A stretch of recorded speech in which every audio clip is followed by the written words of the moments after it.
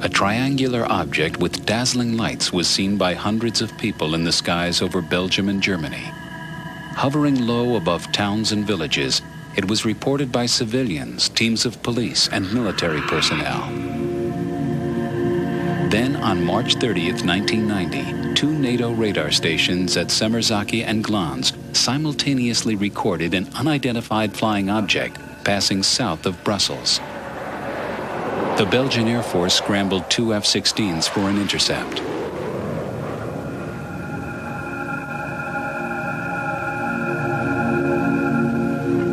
Their radars locked onto the object, the diamond shape, which suddenly dropped 4,000 feet in 1 second.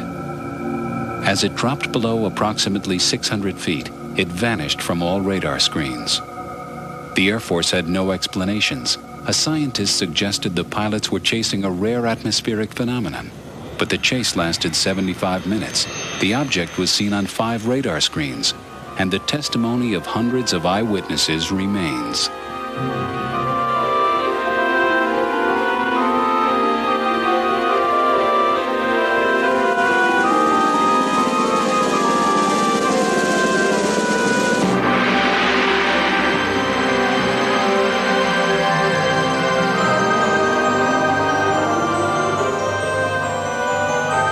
UFOs.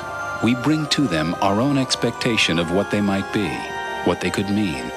Since the beginnings of history, UFO experiences have ranged from the sublime to the manifestly absurd. If reports are to be believed, we are already the objects of much curiosity, and every year many hundreds of people claim to have had a UFO experience. UFO ってあの格好 UFO やって。光ってるね。UFO やってあれ。本当に光ってるわ。赤とね青の光出してる。俺 UFO やって。I mean, that could not be a weather balloon. That's impossible. Well, it's going up and then going over, reappearing, and it's sort of going in a sort of circle, isn't it? Tell you what, I'm pleased I got that on bloody film. One community that experienced the full force of a UFO flap was Gulf Breeze in northern Florida. Over those dunes, right there. Over the dunes. Oh, my God. There she is. There she is, right there. Oh, my God. Okay. Kind of way out. There's... That boat just went by. Oh, Jesus, wouldn't you know it? Property developer Ed Walters videotaped that in November 1993, but it was only the most recent of a whole sequence of events that took the community by storm. In 1987, he photographed these extraordinarily detailed UFOs with a simple Polaroid camera. The original Polaroids were extremely dark. This one was allegedly taken as a UFO hovered above a road, and then photo analysts light blasted them, which revealed more detail in the emulsion layers. For many, the photos proved that UFOs were here to stay. Others remained unconvinced, but the events put Gulf Breeze firmly on the media map. There are so many hundreds of other witnesses locally and thousands of other witnesses worldwide that maybe haven't been exposed to the media like I have because maybe they haven't written a book or they haven't for whatever reason. So I don't think that it's a Ed Walters story. I think that the UFO story stands on its own with thousands of other people standing up and saying, I know what I saw.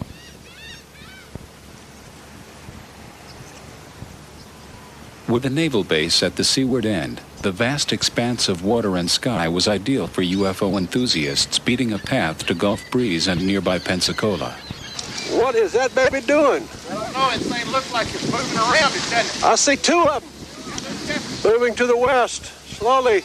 Oh, whoa, whoa, whoa, whoa. What's going on up there? There's two of them. Who is that? Look, look, look, drop.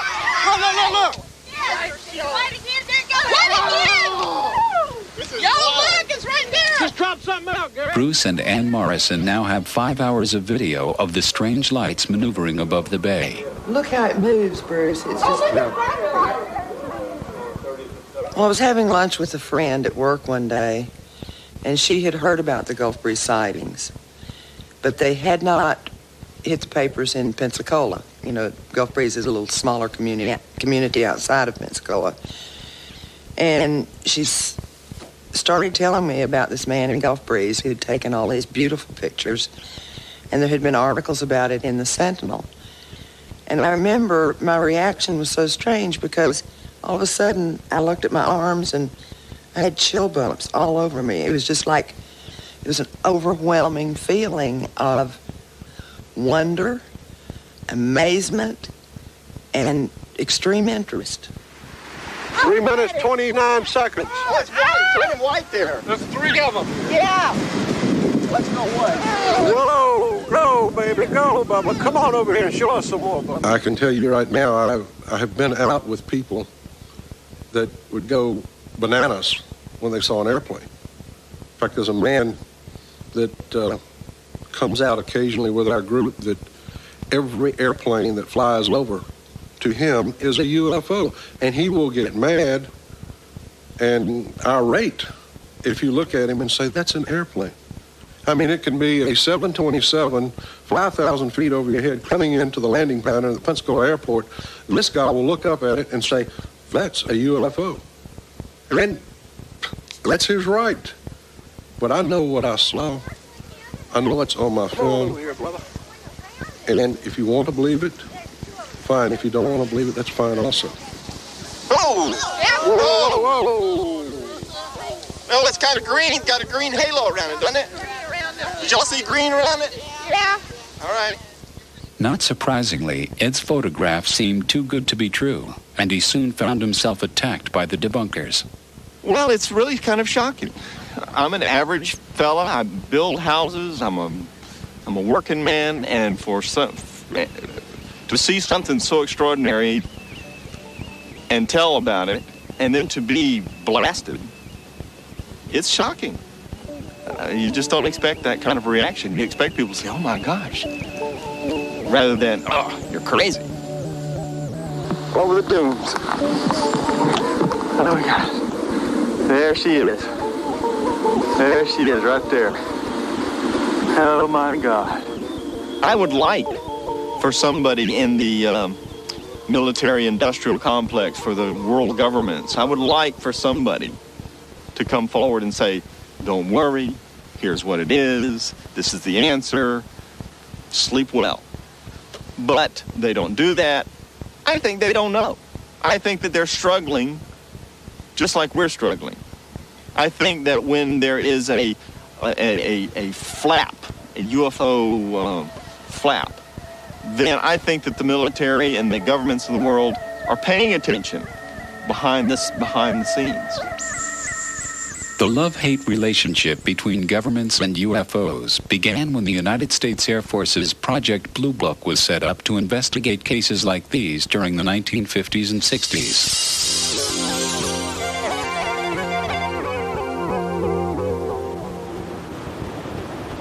The Jet Propulsion Laboratory claims that this is a light aircraft, but Lee Hansen, the photographer, is adamant that this is nothing of the sort.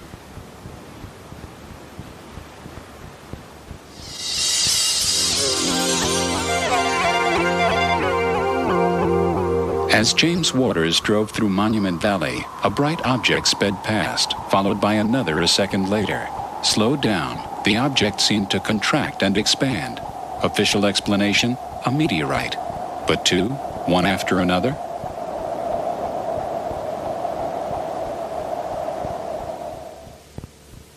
UFO will return on TLC. Turns on TLC.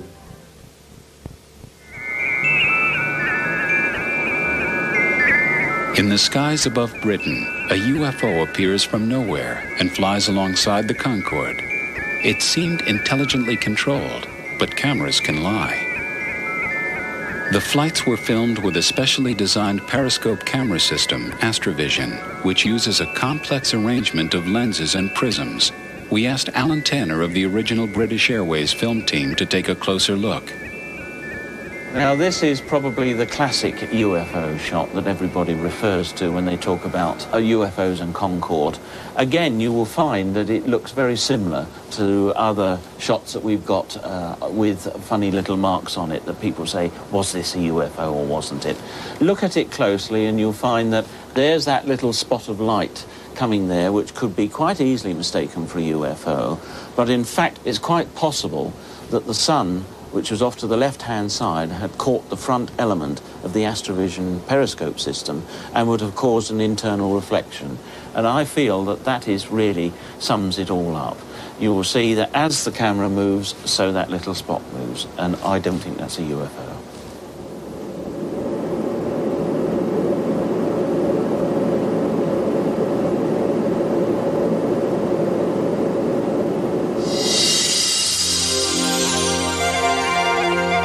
In Norfolk, England, 3 fishermen filmed a diamond-shaped UFO. Checks were run on aircraft and weather balloons, but the skies were completely clear.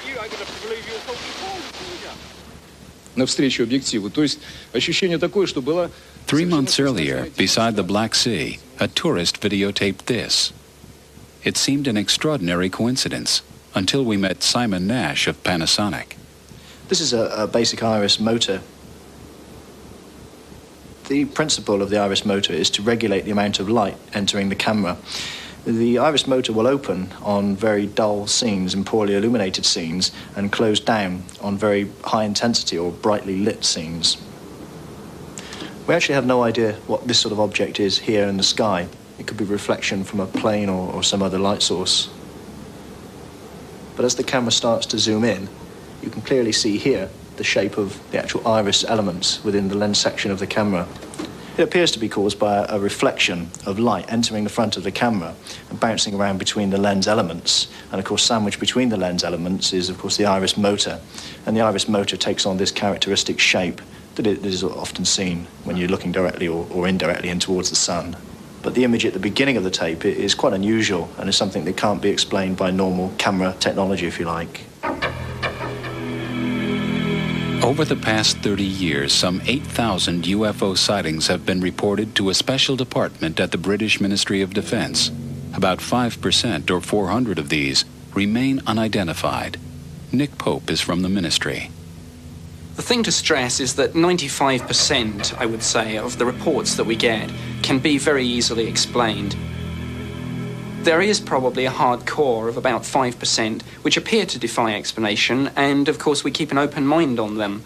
But having said that, it doesn't mean that because something appears to defy explanation that in fact it couldn't be explained the very next day.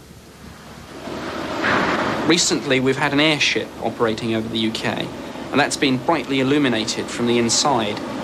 Now when you see it from close up, it's very obviously an airship. When you see it from a long distance away, it just looks like a very bright cigar-shaped object. And of course that has generated an awful lot of UFO reports.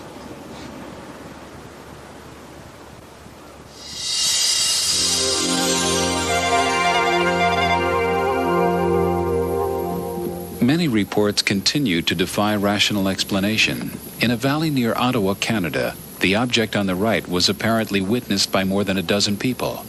The Royal Canadian Mounted Police said it was in fact a Sikorsky helicopter, but the Canadian Defense Department said there were no helicopters in the area.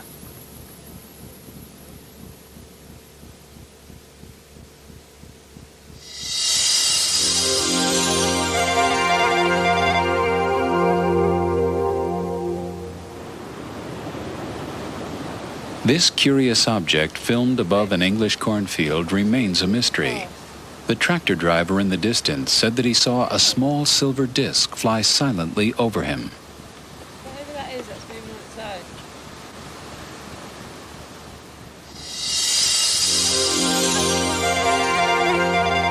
own. As a TV cameraman was setting up for a weather picture in Wisconsin, an object flashed past the windmill. It's traveling at over 1,000 miles an hour. He checked with the local airbase and with the NORAD Defense Network, but they had nothing to report.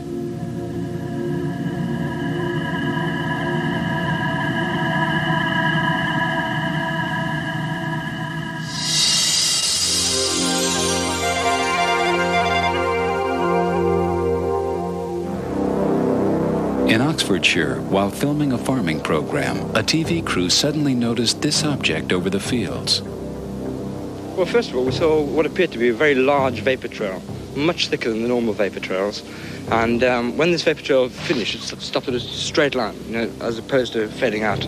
The object, which was obviously circular and an orange-yellow color, seemed to stop very slowly and then very quickly out of frame. And it went so quickly, just couldn't follow it. It seemed to be an amazing speed, it really was. First of all, it was the vapor trail, which seemed to suddenly appear. The line in the sky before the vapor trail actually appeared was also visible, so it looked as though it must have passed overhead without us noticing it at all. But then the vapor trail itself was, may I say, sort of curly, as though the object that was leaving it was in fact spinning. Then looking at the object itself, you could see with the naked eye that it was in fact spinning, and orange and round.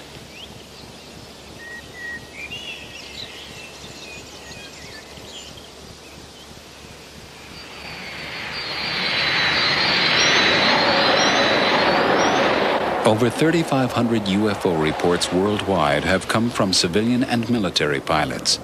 People like Colonel Fletcher Prouty, who commanded an air squadron based in Tokyo in the 1950s. He was one of the 5 founders of the massive NORAD defense network. My aircraft were in the sky over half the world, regularly, all the time. And one day I got a top secret memorandum delivered from the White House, from the headquarters of the Air Force. And it ordered me to tell my crews that if ever they saw an object that was unidentified, they were to report it to me. I was to set them down and take their depositions, sworn statements, and then mail them to a certain office in the Pentagon. And one day, one of my crews on a flight from Honolulu to Tokyo saw something that they had to report. And they walked in my office that morning, and the captain of the crew was an old acquaintance of mine. He said, "Colonel, I'm really a little embarrassed today." He said, "because we're going to get involved in a lot of paperwork." He said, "We saw an unidentified object flying beside our aircraft for over an hour last night between Midway and Tokyo. We had 60 passengers aboard. There's no way we can say that it wasn't seen and wasn't there." So I had 12 men in the crew. I had to set aside 12 rooms with 12 interrogators. We had them write their stories down, what they saw. I packaged that all up and sent it to the headquarters Air Force. Never heard another word from it. In the United States, secrecy remains the order of the day, in part a legacy of the Cold War and new weapons development. But in Russia, things seem to be changing. We were given unique access to leading military figures in the former Soviet Union, who not only came forward with their own testimony, but discussed research projects linked to UFO incidents. Now, hundreds are reported every month to UFO groups and the military authorities. As a Russian film crew was shooting a music video, watching crowds saw this object appear over the center of Tbilisi.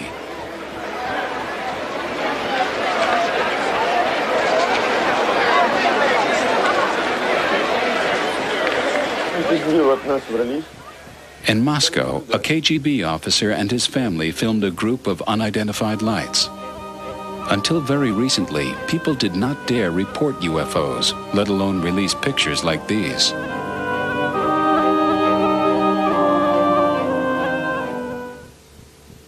UFO will return on TLC. On TLC.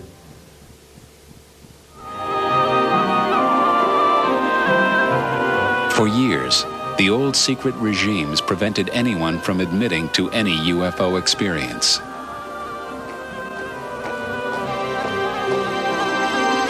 Now, for the first time, Major General Boris Surikov was able to tell us about an unidentified flying object encountered during the Second World War.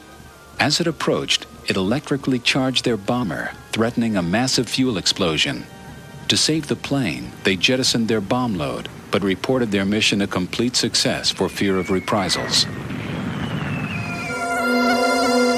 One incident which revolutionized Russian military thinking about UFOs happened on September 20th, 1977, at Petrozavodsk on the Russian-Finnish border.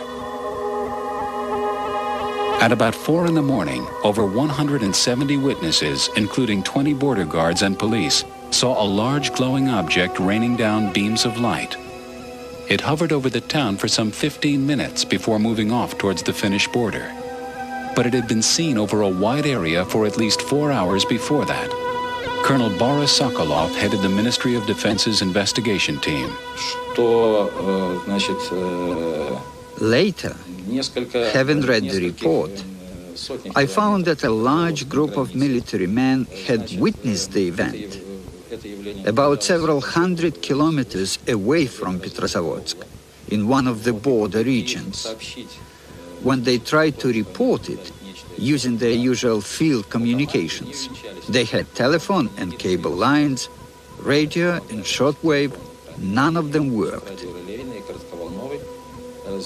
After the incident, which had lasted for several hours over Petrozavodsk, and a little shorter period of time over the border area, all communications were suddenly restored. This event so concerned the military that for the first time they and the scientists began a unique state-funded research project. The Russian Academy of Sciences and the Ministry of Defense in Moscow were able to draw on a potential observer force of some 6 million troops. It was a huge number, an experiment that will never be repeated. It lasted 10 years, and the whole of the Soviet Union was involved, 1/6 of the globe. And the number of potential observers was over 10 million.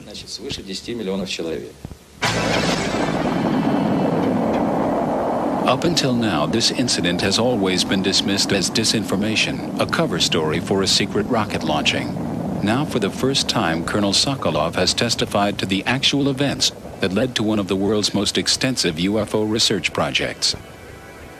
If UFOs are tangible objects, they seem to demonstrate an extraordinary technology. In Moscow, there is a state-funded organization that is actively investigating new propulsion systems based on UFO reports. Dr. Anatoly Akimov is the director. We are not looking to limit our research objectives by just trying to explain abnormal physical experiments. What we are trying to do is to go beyond the normal investigative boundaries. If we believe, and we certainly have good reason to do so, that the UFOs exist as a real phenomenon, then naturally the question arises as to whether our contemporary science can come to some understanding of them.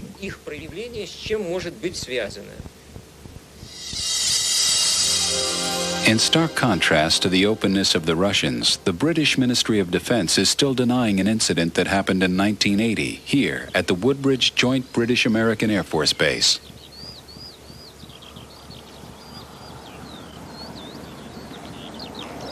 This was one of the busiest military air bases in the United Kingdom.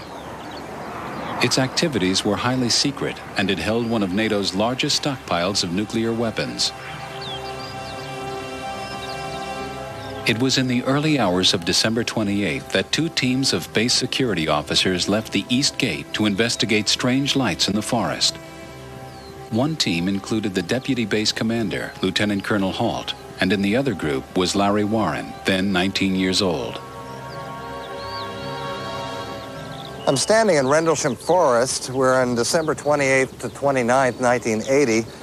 Just behind me, Colonel Holt and a group of NCOs and officers had their sighting of events, which is recorded on the tape that he made that night, about a quarter mile that way. My event took place right here, heading toward this farmer's field. I had no idea what was about to happen. No one else with me really did at that time at all, except that this field in front of me was illuminated with some very bright, strange light. I noticed that this giant oak tree here was illuminated as well. That was my first indication that something wasn't right in the field. As standard procedure, Lieutenant Colonel Holt was tape recording his team's progress through the forest. As they measured radiation levels, they spotted something through the trees. The voices you hear are from the actual tape. The pictures are a reconstruction. Strange, small red light. Looks to be out maybe a quarter to half mile, maybe further out. Switch off. The light is gone now. It was approximately 120 degrees. Try to tell you. Is it back again? Yes, sir. Until God's flashlight said. Let's go out to the edge of the clearing so we can get a better look at it. See if you can get the star scope on it. The light's still there, and all the barnyard animals have gotten quiet now. So we're heading about 110 to 120 degrees from the site. I'm through to the clearing now. Still getting a reading on the meter. About 2 clicks. Maybe count 3 to 4 clicks. Getting stronger. As Holt and his team were moving towards the light, Larry Warren and the others saw a curious circle of mist in the field in front of them. Out in front of me, as we approached, I could see, as I was watching this mist on the ground, there was other Air Force personnel, security, police, all throughout this field. Over in the distance was 2 cameras, and one was a video camera, one was a motion picture camera. And at the time, the video cameras were very bulky technology, but I recognized it for what it was. Everything I saw in this field was documented on film that night, both on still photographs and on motion picture. There's no doubt about it. What I saw, I'll walk to the center of the area where this mist was. You can see it clearly. Ground zero would be here. After watching this object on the ground, a red ball of light moved in. I thought it was an A-10 taxiing to RAF Woodbridge behind me, about a mile. Came in over that far stand of trees, stopped over the circular fog-like object on the ground, dispersed in an explosion of color that was soundless, heatless, and what happened was a transformation somehow of this mist to a structured object. It was about 30 feet at the base, 20 feet in height, and a bank of blue lights at the base of it, and mother of pearl or rainbow effect all over. It was very difficult to look directly at. The worst thing to happen to me was that when the event transpired, when there was that transformation somehow, some senior people ran off into these woods, into these fields, and left us here. And why I didn't run could have been shock or whatever, but a number of us ran, a number of us just stayed glued. I think it's something on the ground. I think it's something right on a tree right over. It's not the first nightbird we've seen. We're about 150 to 200 yards from the site. Everything else is just deathly calm. There's no doubt about it. There's some type of strange flashing red light ahead. It's yellow. I saw a yellow tinge in it too. Weird. It appears to be maybe moving a little bit this way. Yes, it's right about has been. Yellow. It's coming this way. It's definitely coming this way.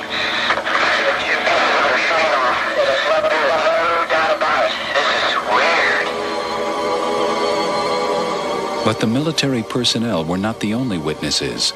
From his house near the runway, local resident Jerry Harris watched the strange lights around the forest. I stood there for ages. It seemed like ages watching this.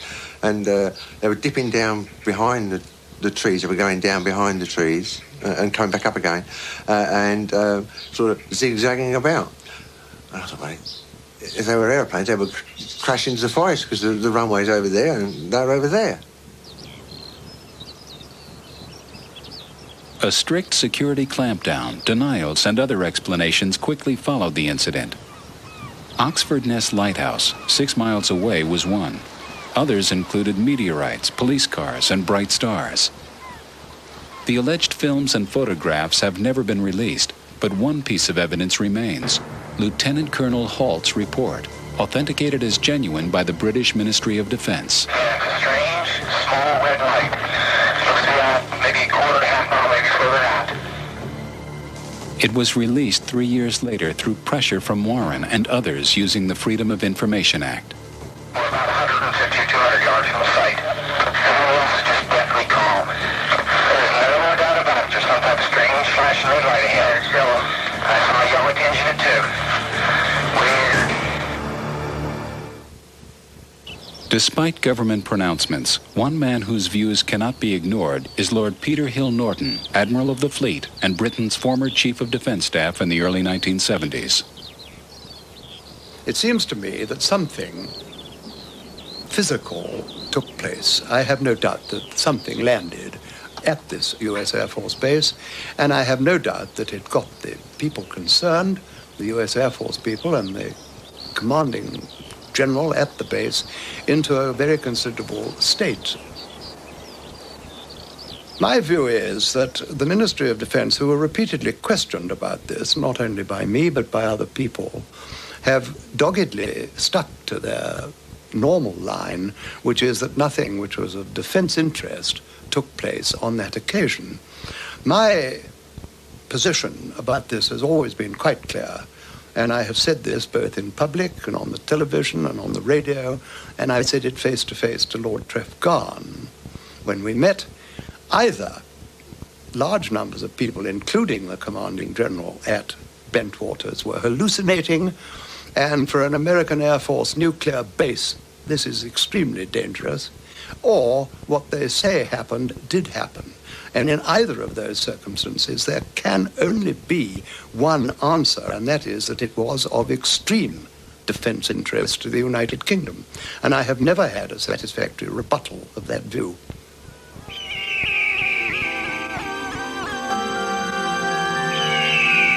Most UFO incidents are reported by ordinary people, and more often than not, the event itself can be deeply traumatic. But more traumatic is the secrecy machine that moves into action to deny, to ridicule, or even to threaten those who have unwittingly experienced something quite out of the ordinary, as a small community discovered when a UFO allegedly crashed near Roswell, New Mexico. He said, "You did not see anything. There was no crash here. You don't go into town and making any rumors that you saw anything, that there was any crashes." And he said, "You could get in a lot of trouble." Well, I was a little agitated, a little mad about the situation when he called me an SOB to start with. And I said, "Hey, look, mister," I said, "I'm a civilian and you can't do a damn thing to me." And he said, "Oh, yes, we can, mister." He said, "Somebody will be picking your bones out of the sand." UFO will return on TLC. TLC.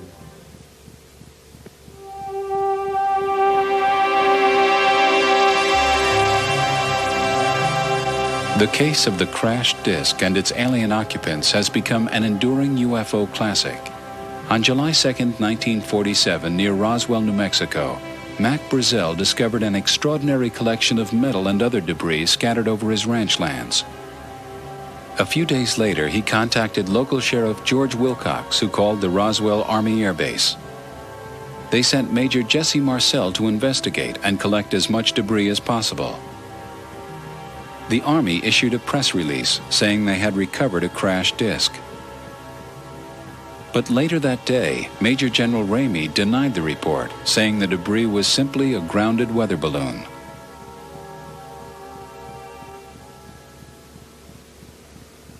For Fred Whiting of the Fund for UFO Research, the official conclusion simply didn't hold water. With other researchers, he has filmed the testimonies of some surviving witnesses and their family members. Heretofore, stories of crashed saucers were twice-told tales. I have a brother who has a cousin who has an uncle whose barber says he knows someone who heard something. That has been the way most of these accounts have been circulating.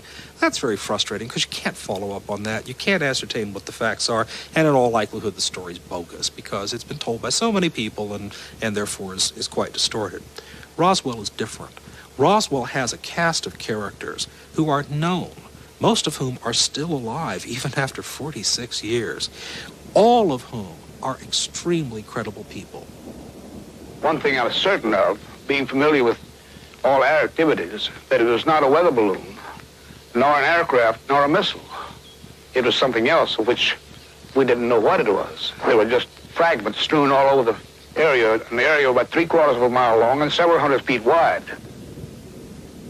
One evening we were watching TV, and it was on TV there was something about space. And my grandmother looked over at me and she said, "Barbara, do you believe in anything, outside of the earth? And I said, you know I do. And she said, well, I have something that I would really like to tell you, but I don't want you to ever discuss this or tell anyone, because I've never told anybody. She just wrote an article one time and put flying saucer on it, and that's all she had ever written down on a piece of paper. And I said, fine, what do you need to tell me? And she, I thought it was going to be something completely different than what she told me. And she said, in the 40s, there was a spacecraft, a flying saucer is what Big Mom called it, crashed outside of Roswell. And I said, that's interesting. I said, how do you know about it, Big Mom? And she said, your grandfather, George, was as a sheriff at the time.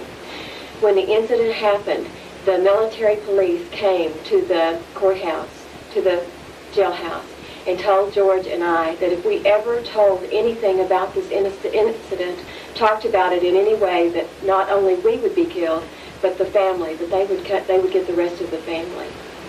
Why? What did he know? According to witnesses, the military discovered something more. At the Army Air Base, an autopsy was in progress, witnessed by a nurse, a close friend of the local mortician. She said when one of the hands was detached from the arm, and she said when the doctors turned it over, that she noticed on, and they made a notation. That's what she was doing, was trying to take notes and making notations for them.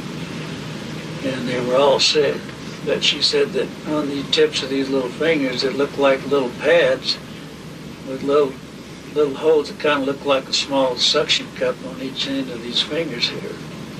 Said there was no thumb at all, and they only had like the 4 fingers on there. I undertook an effort to try to find out if the Pentagon was still sticking to the weather balloon story. So I generated a series of letters through my senators and my congressmen, and I also urged other researchers to do the same thing. What we got was a very clear pattern of denial and buck passing. The people of New Mexico were also alerting their own congressman, Stephen Schiff, who took up the case on their behalf. From the statements of witnesses that I've seen or read, a number of individuals described that whatever it was that was recovered from the area around, actually Corona, New Mexico, near Roswell, that apparently it was put in a special plane that was flown in for this purpose, and that the materials were under armed guards, because people described the MPs. And I think it's logical to say that weather balloons aren't normally flown by special planes under armed guard. So that by itself at least raises a legitimate question as to, was this a weather balloon? I got a response from an Air Force colonel who just said, we've referred your request to the National Archives. And, that simple, that quick.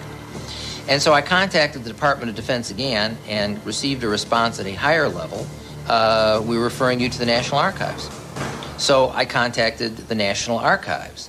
The National Archives responded to me that they didn't have any material on the Roswell incident. Now, needless to say, I considered this a runaround at the least, and it was at that point that I asked our General Accounting Office to assist me. UFOs on TLC.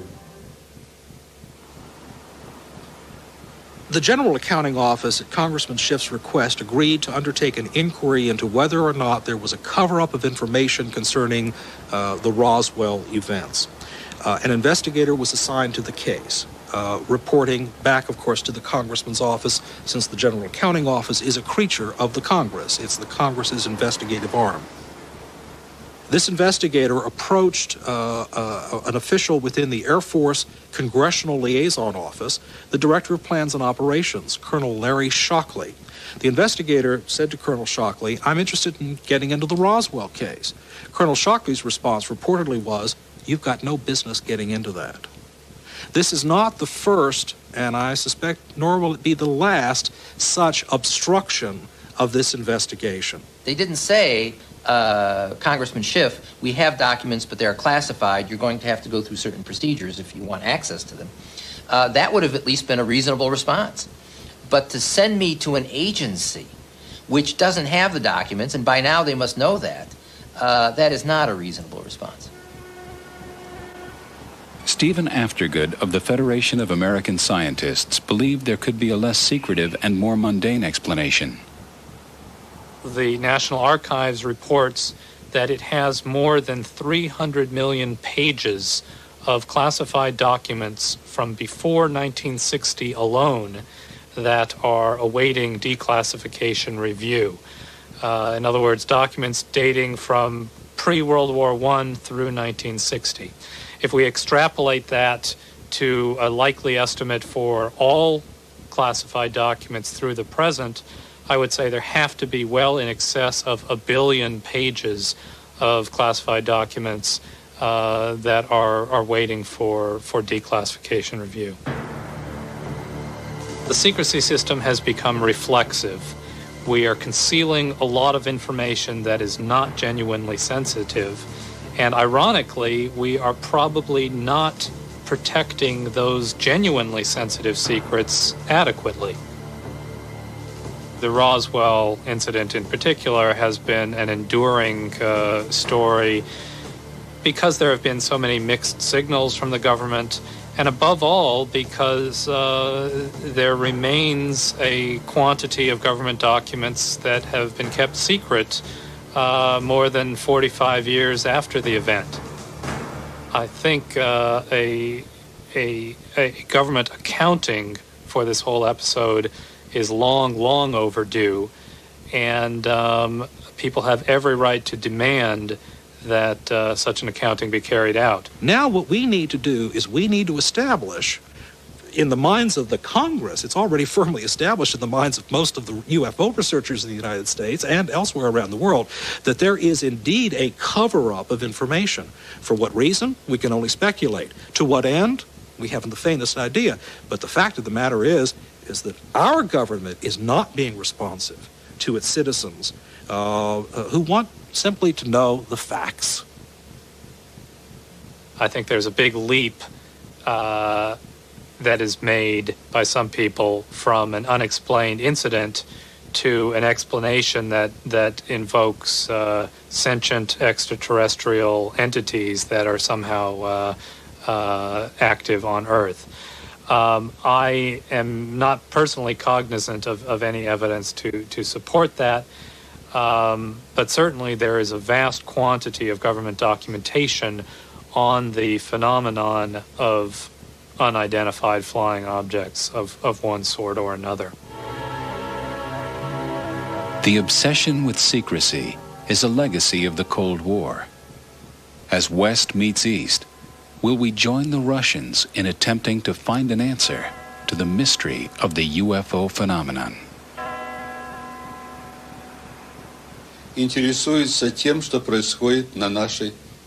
We cannot rule out the possibility that creatures who may well be superior to us are interested in what is happening on our Earth. These unidentified flying objects that appear to display unique characteristics, such as their speed, their rapid maneuvering, and so on, must be studied in the interest of mankind. I do not subscribe to the views that some ufologists hold that this is all in the mind. I believe that there is undoubtedly something, or a number of things, they may be quite different things too, in our atmosphere, which is physical, and were it to land, could be seen and touched and photographed. And indeed, there are people who say that all those things have already happened. I hope that someday we find out what it's all about. But everybody loves a mystery, and I think someday we'll know. It's getting like brighter, isn't it? And then dimmer. It's changing shapes. It's like flashing out. Yeah, I noticed that. It's sort of really bright, isn't it? And then it's gone behind a cloud. Oh no, it's something's flashing on the video, like the tape's running out or something. Oh wow, it's just shot up in the air. Oh wow. Well, I didn't get it on tape. Don't believe it. Next on TLC, would you enjoy making people scream in horror at your daredevil antics on the slopes? Extreme skiers would. On How'd They Do That? Then, what happened? A senior's dance ends in terror.